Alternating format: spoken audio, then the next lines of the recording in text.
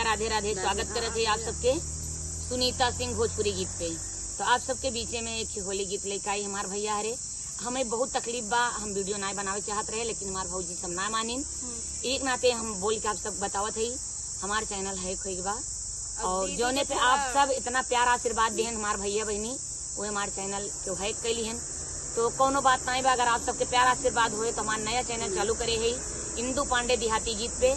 तो आप सब उतने प्यार आशीर्वाद दें जितना हमारे ऊपर दिहन है और आप सब सपोर्ट करिए। तो होली गीत लेकर आई है हाथ में जनता जब साथ दे देते 1 महीना में सब्सक्राइबर आप लोग से रिक्वेस्ट बा, आप सब जवन चाहिए तो नहीं हुए तो आप सब सुने होली गीत लेकर आए हो। आप सब उतना ही प्यार आशीर्वाद हम रोक दी है।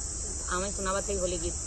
शिव खेले ले होली जटा खोली, शिव खेले ले होली जटा खोली, शिव खेले ले होली जटा खोली, शिव खेले ले होली जटा खोली। पहली होली हिमाचल में खेले, पहली होली हिमाचल में खेले, हिमाचल में खेले, हिमाचल में खेले। सिया गौरा भोले की गजब जोड़ी, गौरा भोले की गजब जोड़ी। शिव खेले ले होली जटा खोली, शिव खेले ले होली जटा खोली, शिव खेले ले होली जटा खोली, शिव खेले ले होली जटा खोली।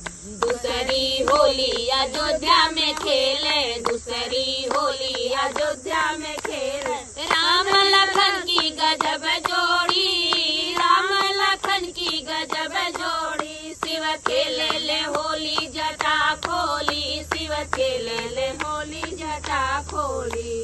तीसरी होली शिव गोकुला में खेले, तीसरी होली शिव गोकुला में खेले, गोकुला में खेले हो गोकुला में खेले। कृष्ण राधा की गजब जोड़ी, कृष्ण राधा की गजब जोड़ी। शिव खेले ले होली जटा खोली, शिव खेले ले होली जटा खोली, शिव खेले ले होली जटा खोली, शिव खेले ले होली जटा खोली।